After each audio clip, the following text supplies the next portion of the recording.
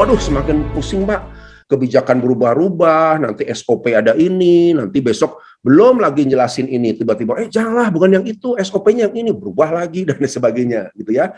Belum juga mungkin kita semakin nggak pasti, ini sebenarnya harus gimana sih ke depan gitu kan ya, kerjanya saya harus gimana sih.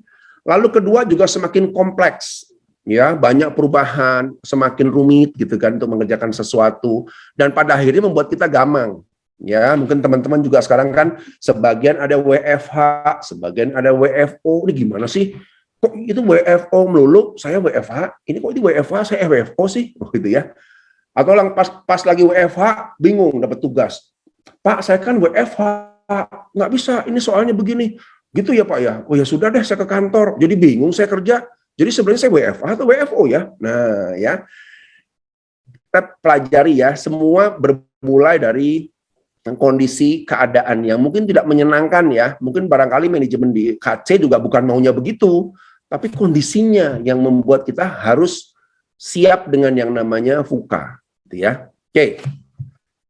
Jadi V yang pertama itu bicara tentang bahwa dunia kerja semakin tidak stabil, ya, semakin bergejolak tidak stabil, ya. Mungkin sama juga ya, ini bukan di dunia kerja di BPJS aja ya, di semua industri juga sama, serba nggak terprediksi. Buat rencana tuh nggak bisa panjang. Ya kalau dulu perusahaan bisa buat rencana kerja tuh sampai 2 tahun, ya 5 tahun. Kalau sekarang boro-boro 3 bulan ke depan aja udah bingung, ada apa lagi ya kebijakan pemerintah nih. Sehingga BPJS harus terus berinovasi dan lain sebagainya. Ya, itu salah satunya.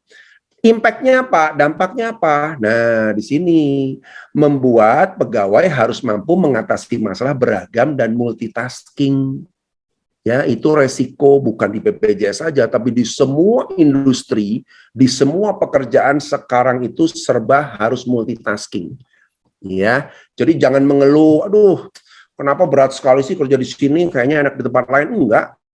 Bahkan sekarang banyak perusahaan ketika ada yang mundur atau di PHK tidak lagi menambah karyawan.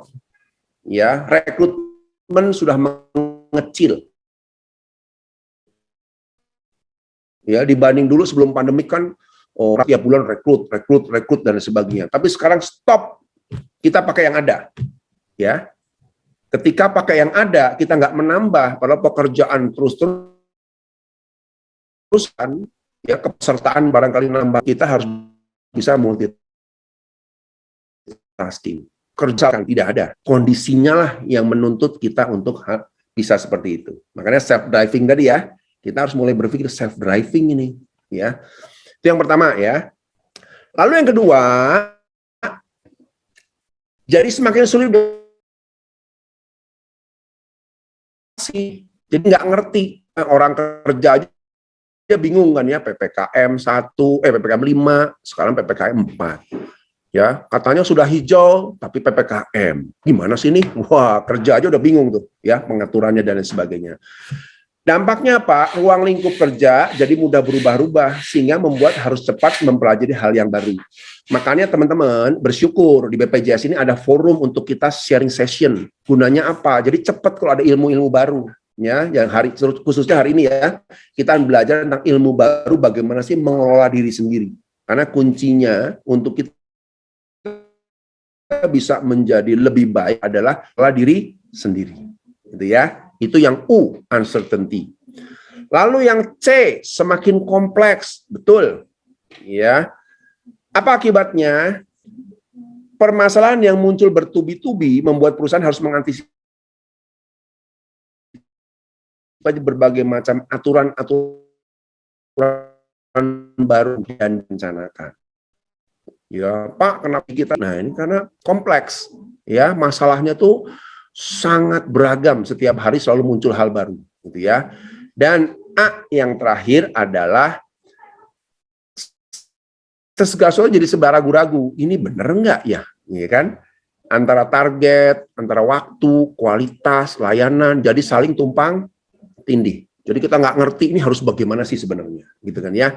Jadi teman-teman, kalau hari-hari terakhir, setahun terakhir ya, khususnya udah melewati pandemi berapa bulan nih? Hampir 1 tahun, 8 bulan ya.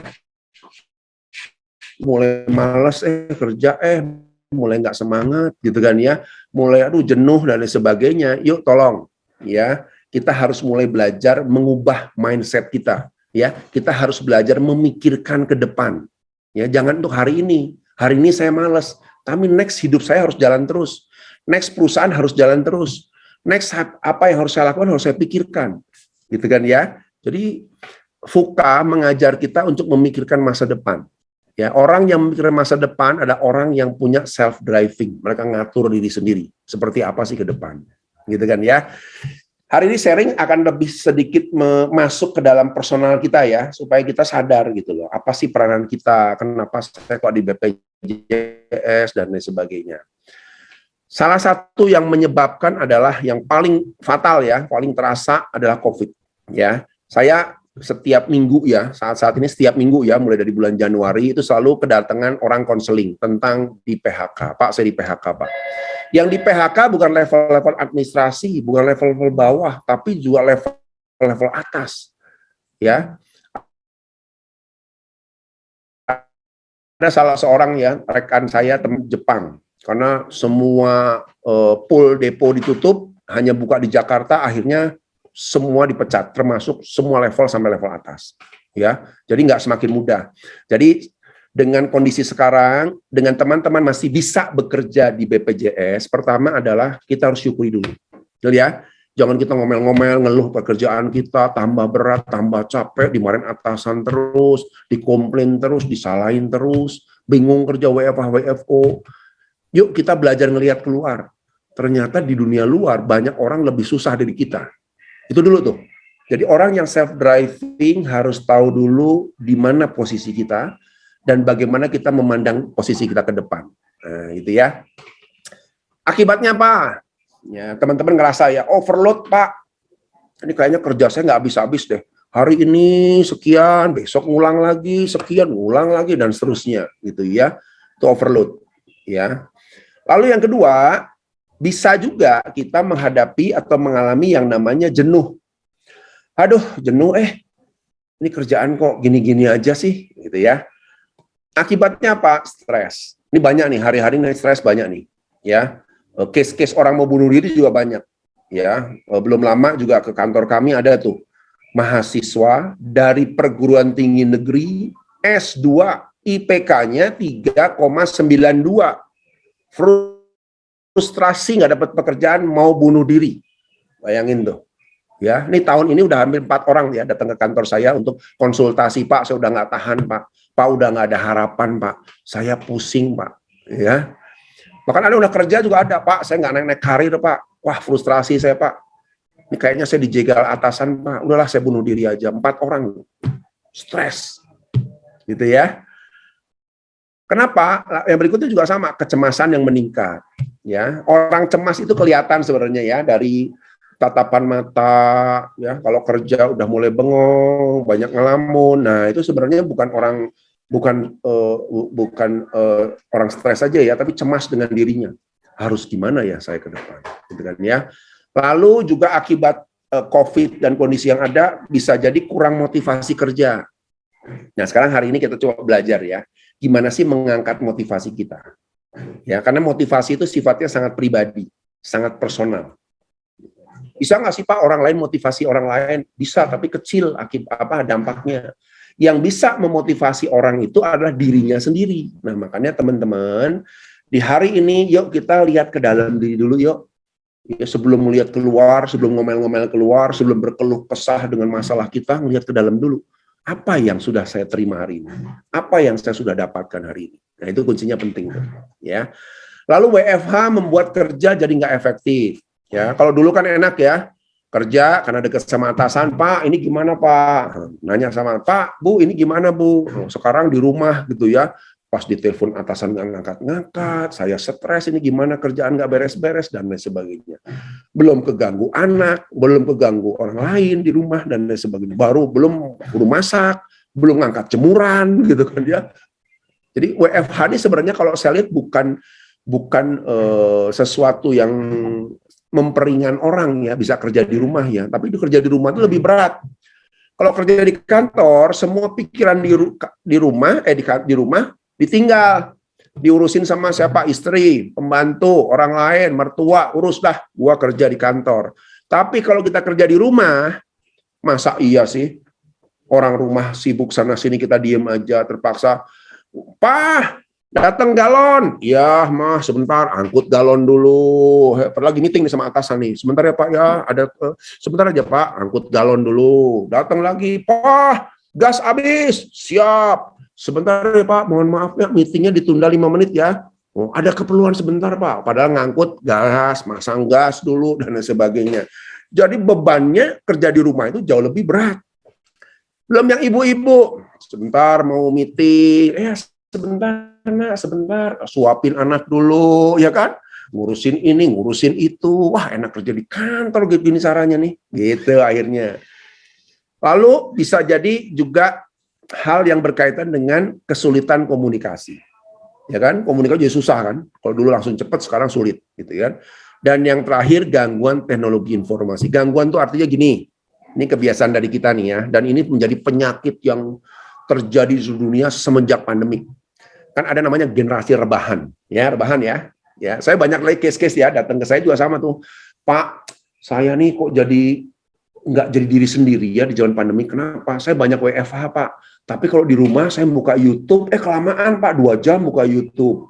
Malah kadang-kadang seharian ngurusin YouTube, ngurusin medsos. Aduh, lupa saya punya kerjaan. Nah, kejadian tuh sampai berkeluh kesah.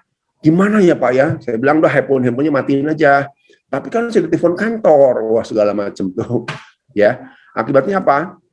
Gangguan teknologi itu menjadi gangguan nomor 1 sekarang. Dikeluhkan oleh banyak orang. Perusahaan juga komplain, karyawannya main handphone terus dan lain sebagainya. Yuk, ini menjadi masalah kita bareng-bareng. Ya, bukan nggak berarti nggak boleh ya, oh nggak boleh main game, nggak boleh ini. Kadang-kadang main game itu adalah pelepas stres, ya. Buka medsos juga pelepas stres. Tapi ingat, harus dikontrol waktunya, karena kalau nggak dikontrol, sekali kita buka medsos, ya rencananya cuma buka Instagram aja Pak, pengen lihat dagangan saya laku nggak ya, ceklik, laku ceklik, ada Instagram bagus, ceklik, ada setengah jam, 2 jam, kerjaan belum beres. Nah, inilah yang terjadi. Ya, ini bukan dialami oleh teman-teman BPJS, di semua sama. Ya, di kantor kami banyak orang konseling seperti itu. Gimana ya Pak? Ya, ini anak saya gimana ya? Ini suami saya bukannya kerja malah main game, gimana ya Pak ya? Ini istri saya bukannya masak malah sibuk medsos, TikTokan dan sebagainya. Ada loh. Ya itu bukan guyonan loh, ini real, dunia nyata loh. Sampai akhirnya ada yang suami bawa istrinya, oh Pak, tolong dong istri saya udah kecanduan TikTok deh. Hari-hari masak enggak, ngurus anak enggak, ngurusin TikTok. Saya bilang, waduh, ini udah parah ini. Ada ya orang begitu ya. Kira-kira seperti itulah gambarannya ya. Jadi dunianya udah beda sekali ya. Oke. Ini kira-kira gambaran awal dulu ya. Nah, sekarang yuk kita masuk ke ranah yang lebih personal gitu ya, yaitu apa? Yaitu kepala kita. Semua yang tahu isi kepala kita tuh ya kita sendiri. Yang tahu maunya saya sendiri. Yang tahu minatnya saya, hobinya saya, mimpinya saya, itu semua diri kita sendiri.